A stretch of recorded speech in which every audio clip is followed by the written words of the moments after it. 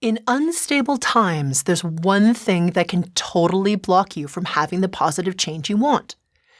The crazy thing is you probably don't even realize it's happening to you because of the constant distraction stirred up by the us versus them rhetoric, all the noise of everything going on around us, all the stories that we're constantly being bombarded with.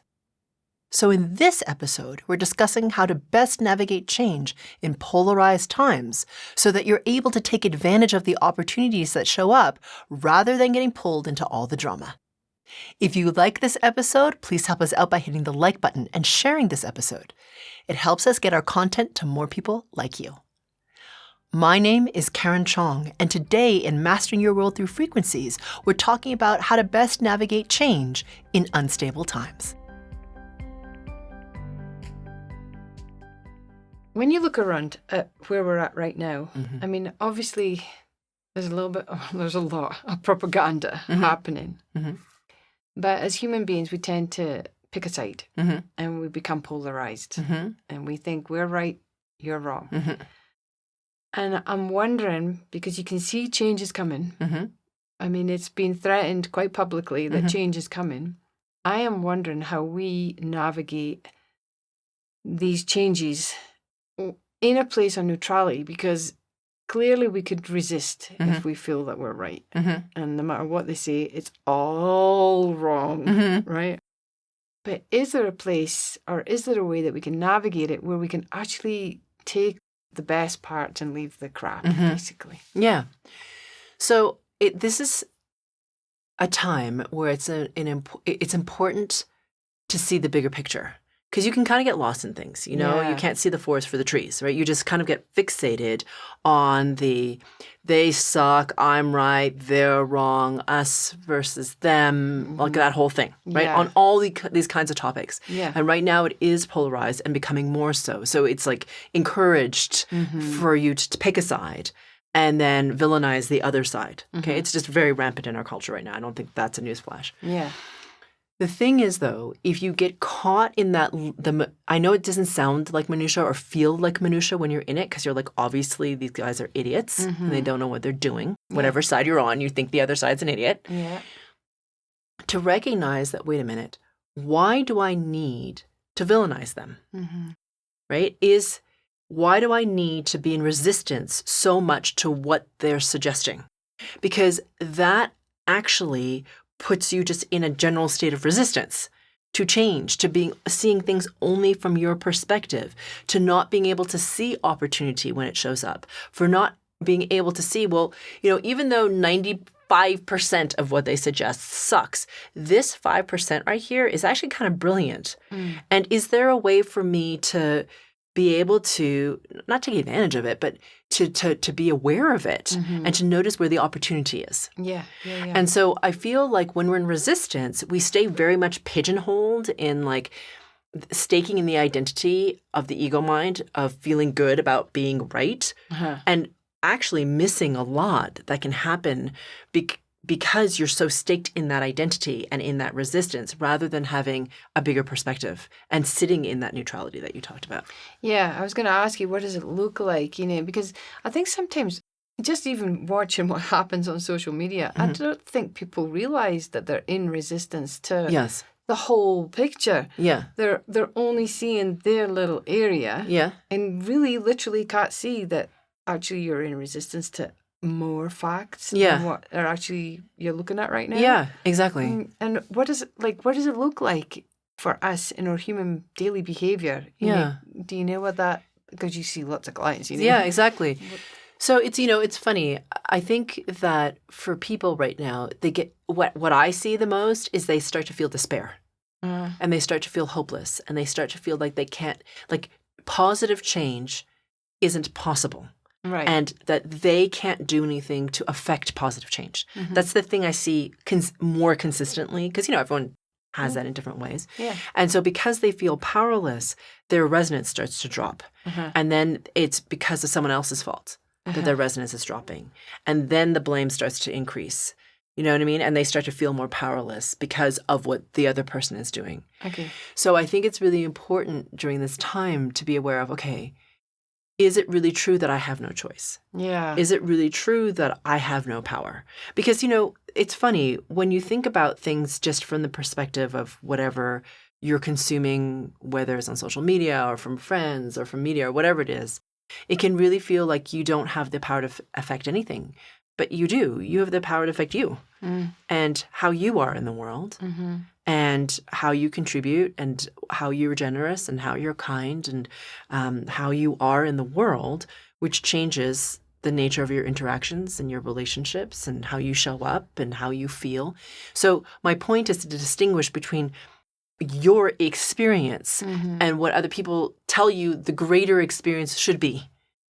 Right? Okay. So I think it's really important to remember that you actually have choice, to be aware of, okay, well, I'm getting pulled into this space where I feel powerless. And is that really true? To even ask the question, is it really true that I have no power to make any change? Yeah. Because you don't. You're not powerless, is what I'm trying to say. You actually have the ability to make choice and to show up in a different way. And I think a lot of people can find, my feeling is, sort of this spirit of rebellion or this act of rebellion. It's like, I don't want to succumb to this polarization that is, you know what I mean, that is rampant in the world. I choose to have a different experience. I don't need to believe the story that is being told. And yes, I'm aware that it's happening. But in my world today, with the people that I care about, this is the resonance I choose to be. And this is the resonance that I want to embody. And that can ripple out into my experience and not be what everyone else necessarily is experiencing. Do you want to actually begin to clear the distortion patterns we're talking about? Then click on the link in the description below to get the free group frequency calibration meditation specific to this episode. That's where the change actually happens.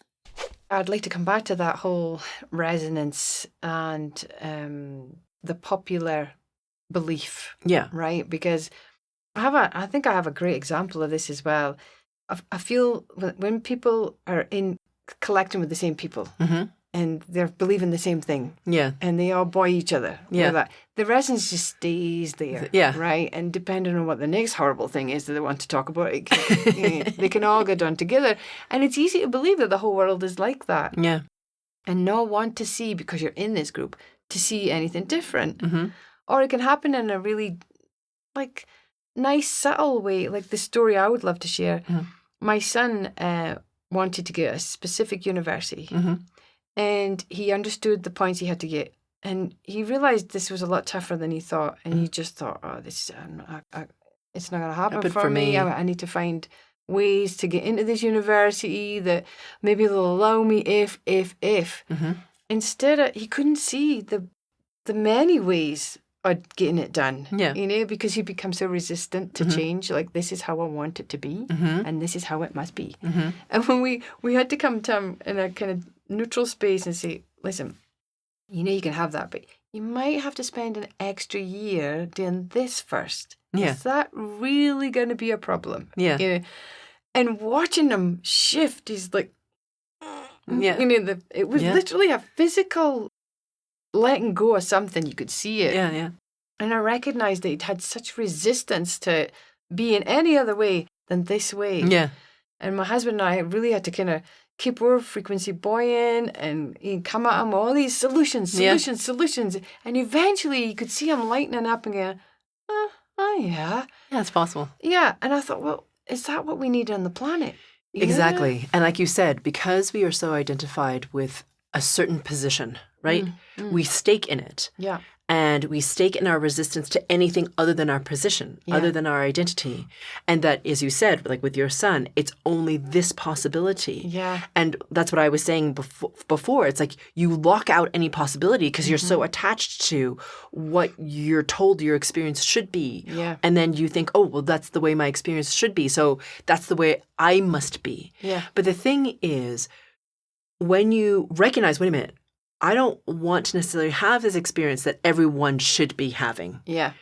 Can I open to something else? Can I open to a different experience that is not about me versus them? It's just like, actually, it's really about where am I vested in holding on to this resistance, to my identity, to me being right and them being wrong? Because that shows you where your ego mind has so much vested interest in keeping us in that same perspective. It really locks you in, and it keeps you unaware of other opportunities, like I mentioned before. You actually literally don't see them. You can't see them? Yeah. Yeah, it's fascinating to me when even for myself, when I'm doing it. And, and I know when I'm in resistance for that very reason, because all of a sudden there's only one way to do something. Yes. And it's not working. Yeah, exactly. Yeah.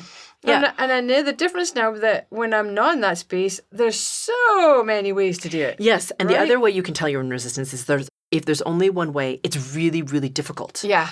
Or for me, it will show up as there's a way to do it, but it's so hard and there's so many steps and it's so confusing. I'm never going to be able to do it. Do you know what I mean? That's another way that I know I'm resistant. I'm for example, if you think, okay, I really want to work out now because I want to be stronger in my body. I want to be healthy or whatever. Yeah. If you're in resistance, if you notice, you're like, I don't have the time. Yeah. I don't have the money. I don't know when I'm going to go work out. I don't know what to do.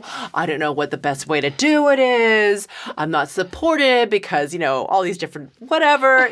Do you see what I'm saying? There's all these things that come up in the way. Sports gear's not clean. Exactly. It smells funny. Exactly. I don't have the right shoes. I don't know what to wear. You know what I mean? But that we're making fun. But that's really what it is. No, but that is how it shows up. And I think in a way, I think it helps people understand that there's an inflexibility. Yeah. Right? I mean, because when you're a kid, did you need all that to run along the street? No. No. Come on. You lifted up bricks. You jumped walls. You did it with all the equipment and whatever. So to say that all that limits you and you can't do it because you haven't got that. Resistance. Yeah, exactly. And then we attach to why we can't do it. See, this is why we can't do it because I don't have all the things. So it's a funny thing in this time that is so polarized is our resistance can kind of creep up on us. We don't really notice it because it's couched in the way we see it is well, I can't because it's someone else's fault. Yeah. And because it's someone else's fault, it's not, there's nothing I can do about it. Yeah, right? yeah. And then it just validates our resistance. Yeah. So the thing is to notice if you're blaming someone, right, for whatever. Yeah. If you can't because of something greater than, you know what I mean? You're kind of creating this, as you said, all these different reasons why you can't, rather than, and be okay, that's the first step. It's to notice okay, wait, I'm actually in resistance to being open to a different possibility even though it's funny, we think we want the possibility. Yeah. But sometimes we resist it at the same time. We're so funny as humans, It's I want that, but I don't want to have to do all that to get it. This is the one I know. Yeah. And if I can't do it this way, then it can't happen. Yeah, exactly. Right? Yeah. Yeah, it's a funny thing. Okay, because I guess why I wanted to talk about this in particular is there are lots of changes happening on the planet at the authority level, shall we say, just to keep it more neutral. And there's lots of people are genuinely scared. Yeah, absolutely. And lots of people they're in resistance to even want to listen to another way of doing something. Even if the evidence shows that, hey, we actually do need to change, because what's been happening actually that's been hidden from the public or whatever is not good. But because of that, they just don't want to listen because, they've made their minds up. Yeah. And I want to know how to break that. Yeah. So it's funny because, as you say, this all comes down to identity, right? It's right, if you've gotten to the point where you can't even listen because if you do, it threatens your identity, your choices, what you believe is right, what you believe should be, how you believe the world should be. It becomes different. It becomes very difficult to be, like you said, open to something else. And I feel you and I have talked about this before. At the base of resistance is fear. Yeah. And so the thing you have to ask yourself is, why am I so terrified to even hear this? like this other possibility, Yeah. this other piece of information. And I'm not saying that everything is necessarily true for you, because it's not. No, yeah. Right? But if you're not even willing to listen, that's kind of an interesting indication. I'm not, like I said, you feel what it is that's true for you, right? But if you notice that you can't even sit in neutrality and hear different opinions, whatever you end up agreeing with, whatever you end up feeling is appropriate for you, because that's what's integrity for you, then you have to ask yourself, well, why am I so attached to this viewpoint? What is it that I'm, like I said, afraid of that I'm not really addressing? Because it's still lurking there. And that, it's funny, when we're in this kind of fear, it makes us less adaptable to change. Yeah. Because we attach to what we perceive as safe. Yeah. It doesn't actually make us safe. It makes us feel like we're safe. Yeah. But it doesn't actually create safety for us. And it's funny what humans will do to stay in that space of perceived safety. Yeah, because that's an illusion, right? Yeah, exactly. Yeah, totally. How can anything be safe? We're constantly changing. Right? Yeah, exactly. Whether we resist it or not, change is the only constant. Yes, right? True. Tomorrow is completely different. Right? Yeah. Try as hard as you want to make it the same. Yeah. It's not going to be unless you're in one of them Hollywood movies. Yeah. Okay, so now that we've kind of discussed how it looks and what's underpinning it, what would you suggest if somebody's watching this and maybe they're being triggered right now? But they've managed to hear you and find a small piece of neutrality and say, I'm just going to listen. Yeah. I'm going to listen. Now they like what they've heard. What do we tell people like that? Like, if they want to work with that resistance inside of them, what is the distortion pattern, or what is the next step for somebody like that? Yeah. So what I would suggest is to be aware of what you're afraid of. Like, why is it that you ask the question, like, what is it that I'm afraid of that's creating this resistance? Where is it? Because you'll notice that pattern somewhere else. And the thing is, it's funny, as humans, we really want to devolve back to I'm right, you're wrong. Yeah. Right? Like this very binary way of seeing the world. But the thing is, there's all these grays in between white and black, right? And there's never anything that's just simply that binary. Yeah.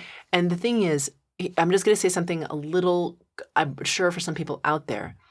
If you get caught only in the polarity of us and them, you're missing the bigger picture, which is the point of this time. The point of this time is for you to awaken, for you to realize that the polarity is not something that exists other than in your mind, and that is being fomented, meaning it's being created. Does it really need to be this divisive? Can it be something better? Can it be of a higher resonance? Can we actually come to a point where we acknowledge and respect another, even though they have a different opinion? Yeah. Right? To believe the divisiveness, but that's part of the awakening process. Yeah. To realize we all have our unique ways of expressing who we are, the expression of the divinity we are, but ultimately we are one. Yeah. And so really, if you get sucked into that divisiveness, you're missing the opportunity to rise in your resonance and to discover that which is waiting for us, which is that, yes, we are one. And just because you and I differ in opinion doesn't mean that you are less than me or that I am better than you. It just means you have a different opinion. Yeah. And that's kind of beautiful as well, right? Yeah.